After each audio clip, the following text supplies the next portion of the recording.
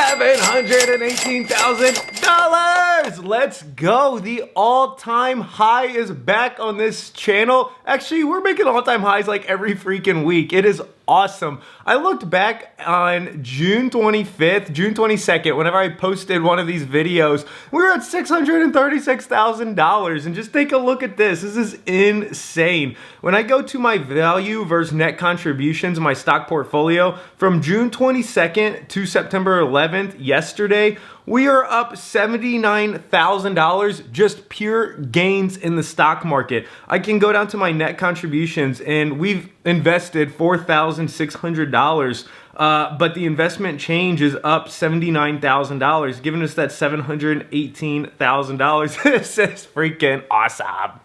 Look at the only two ETFs we care about on this channel. Vanguard's VGT, all-time high. Vanguard's VTI, all-time high. This is why my stock portfolio is at an all-time high. The market is making new all-time highs. The American dream is alive and well. Just 7 years ago, I was $44,000 in student loan debt. It freaking sucked. It was awful. I had to claw and fight my way. I had to serve so many tables at freaking Cracker Barrel to get out of that debt. But I'm out. And now I'm 28, debt-free, $718,000.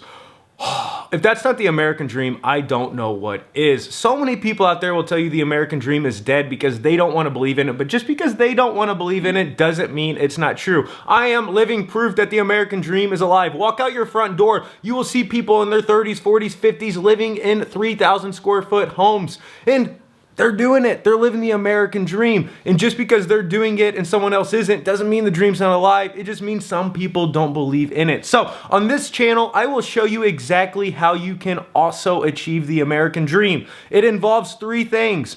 Earn more money than what you spend. Invest at least 15% of your income, and avoid debt at all costs. Just those three things will make you a millionaire in America and put you above average. That is right, it will put you above average. Who wants to be average? We have so many people complaining about minimum wage doesn't buy you a house in America. Yeah, it's minimum wage. I haven't accepted a minimum wage job since I was a teenager, and you shouldn't either. So we are going to be running through all of my numbers. I will show you everything I am spending my money on, exactly how I'm budgeting my money, how much is coming in, where it's going, and yeah, literally how I'm spending my money. You will see it all. So let's get started. If you've been around on this channel, you know how this works. My household is bringing in $5,000 a month. And the way we have this broke down is we are spending $1,100 a month on groceries, or $275 a week, $400 on lifestyle maintenance, or $100 a week, experiences and discretionary, $800 on monthly, $200 a week, fixed expenses, $700 a month, or $175 a week. Rent, we're trying to spend no more than $1,300 a month on rent. We're living in Airbnbs going around right now in southern Chile because this is the type of life you get to live whenever you're 28 years old with $718,000. You get to travel and be a digital nomad, all right? And we are investing $700 a month. No, I did not build my current worth by only investing $700 a month. I get this question all the time. To be clear, I started my software sales career at about 24 years old, only 4.5 years ago. Over that time, I made over $500,000, and I was investing over half my income, actually 60% of my income. I was constantly investing, along with my wife working. We were investing 60% of our household income every single month. Now we're at this $720,000. We don't need to invest like that anymore. We invested like maniacs for 4.5 years, and that is why it is called delayed gratification. We delayed our pleasure from back then so we can live the life we're living right now. Delayed gratification. Add it to your vocabulary and live by it. As long as you're willing to delay gratification, learn to say no and say, I don't need to please myself today because I'll be able to please myself twice as much in the future. You will become an American millionaire too. So our $5,000, where did we come in on this past week? How did our spending pan out? So my budget runs from Fridays to Thursdays. Today is Friday, September 12th. And yesterday was Thursday, September 11th. So my budget ran from last Friday, September 5th to yesterday, Thursday, September 11th. Here's where you can see all of our spend for the week, where it should be and how we actually came in. And here's all of our monthly spend on the far right corner here in this table. So our grocery should be $275 for the week. We were exactly at $275 on budget. Lifestyle maintenance, $100 for the week. We spent $100 on budget. Experiences and discretionary, $200 for the week. Actual, we were spending $200 on budget. Fixed expenses, $175 is what we're trying to spend for the week. We spent $106.72 on budget again. So our total spend for the week should come out to be $750. And we spent an actual $681 right there. So we were on budget for the week, doing really good. Down here at this gray box, we can see our total monthly spend. So we've spent $2,605 so far this month. Add up the groceries, add up the lifestyle maintenance, add up the experiences, fixed expenses, and our rent. Our rent hasn't actually came in yet, but Airbnb has me on this time schedule and shows me how much I'm going to be paying this month, which is $1,119.70. So there it is. Our total spend is right now at $2,605. And right here, you can see if the month were to end, based on our total spend of $2,605, we would have $2,394 to invest right now. But of course, we're only halfway through the month, so we're not going to be able to invest that much. But this is how much we're still on track to invest at the end of the month. We should be spending $5,000 in total. Like, we're bringing in $5,000. Every single one of our dollars has a name on it. We know where all of our money is going all the time. And that's a great question to ask all of your friends that tell you that it's impossible to build wealth and homes aren't affordable in America. Ask them how much money exactly they are making every single month. Ask them how much money exactly they're spending on groceries. They're spending on fixed expenses.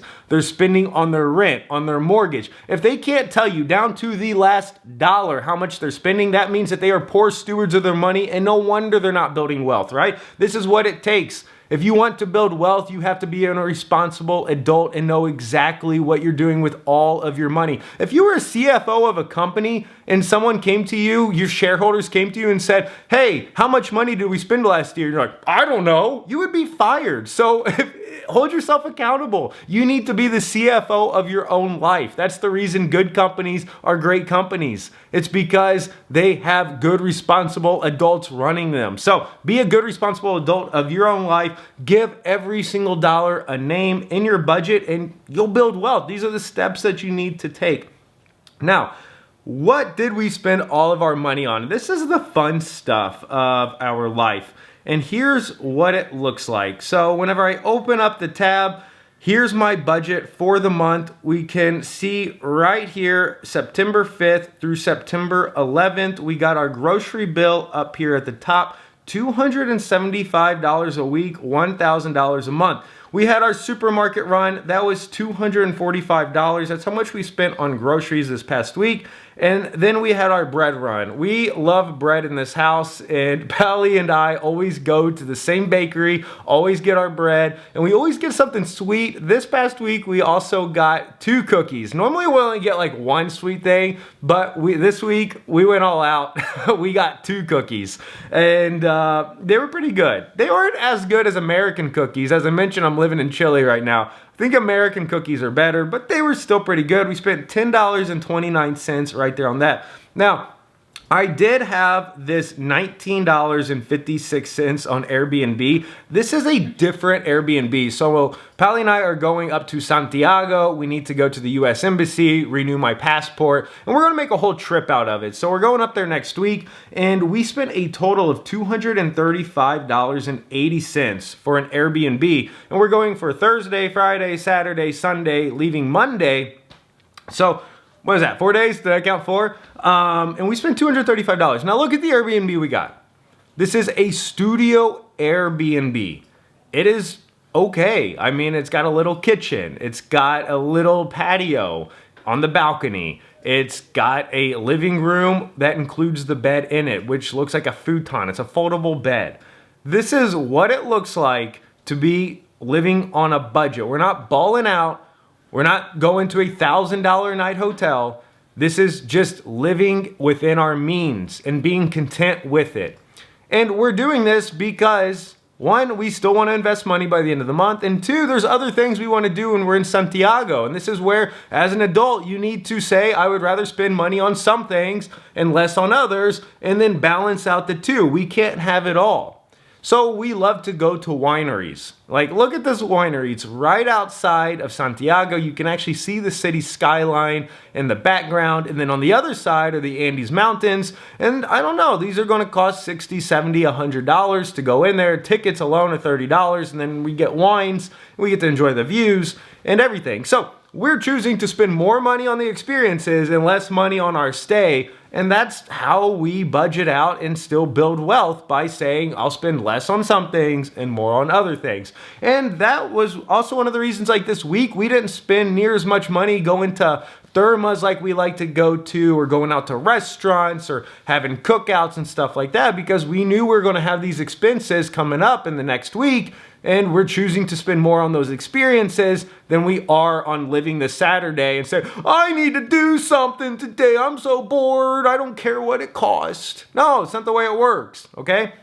So it costs $235, and I actually spread that across my entire budget, which is totally okay. Like, it's okay to put other expenses into other categories. So we're wanting to spend $275 a week on groceries. I had $19.56 to spare, so I put some of this Airbnb cost into this grocery category, and I'm on budget. The numbers just have to add up at the end of the month, which they are.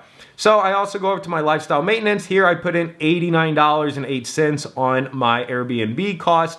I had spent $10.92 just on some facial cream. I had essentially $90, $89 left over. I put that Airbnb in this category, and we came on budget. We want to spend $100 a week in this category. We spent $100, including that Airbnb cost. Whether it belonged in there or not, it doesn't matter. We're dealing with numbers here, not laws of mankind. So experiences and discretionary.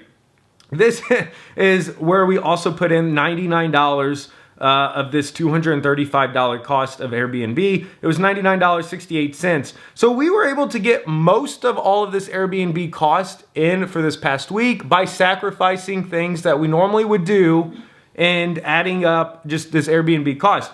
I still had $27.48 that kind of put me over on budget for the week, but it's okay. What I'm doing is, for this week, I'm just adding it in for this week's budget of September 12th through September 18th. I'm adding in this Airbnb cost for this week. So where I would spend normally $200 for this week, I have $170 left to spend, and it's okay, because really this Airbnb cost is, we're going to this Airbnb next week. So it's okay. I can split these costs up. These are things you can do in your own budget too. So our experiences and discretionary for this past week, we spent $200. You saw 99 of that was part of that Airbnb that we're going to. And this other thing that we spent money on, I was actually trying to not spend like any money at all this week, or this past week, and I failed miserably. We could have scrunched in this Airbnb cost for this upcoming, or for this past week, if I wouldn't have gone on this picnic. And it's funny because I started off last Saturday saying I'm not going to spend any money, and Pally and I went on a hike, and it was a beautiful hike. It was only about a 30-minute drive from where we are, from where we're living, and there was nobody out there. We got to walk around in a forest. We had a good time. There was a giant, beautiful waterfall, and I even read my book out there. I brought along my iPad. Pally took a nap, and it was just so nice and tranquil, and it was a good time. And I was like, we're not going to spend any money this weekend. We need to delay our gratification. We're going on this trip to Santiago. But I was like, let's go have a picnic. And I was actually 6 weeks sober. So to celebrate my sobriety, I was like, I need to have a beer. And I grabbed one beer from the supermarket, and then it turned into all of this right here. We got one wine, we got two beers, we got a third wine. We're not stopping yet, baby. We got oh wait, this is the third wine, but this is what it turned into. We love wine in this household, and the picnic was was a very fun time. We also went on ahead and bought some cheese for it. It was mainly a picnic of wine, but we didn't really even know what to do we were already starting to drink, and I was like trying to record this, and it was like a photo, but a video, and we're pretty awkward in it. But we enjoyed a very beautiful sunset with Lana, and it was a good time. So it was $73 well spent. And then to top it off, Pauli also wanted to go clothes shopping the next day. I was laying in bed feeling like a vampire. I felt so bad. And we actually ended up watching a movie called Salem's Lot that included vampires, which is from a Stephen King novel, and Pauli read the book, but the movie was not worth watching. I don't recommend watching it. And it was probably a good thing I drank as much as I did, because I can't remember it as well as I should. I don't think it's something I wanted to remember anyway. So Pauli went on to buying clothes the next day. She spent $26.99 on that. I'll let her show you those clothes. There she is, Pauli the beautiful. What'd you get? Well, I got 4 things, so I think it was pretty good the price. I've got this shirt that it's so pretty and so cute. Ooh.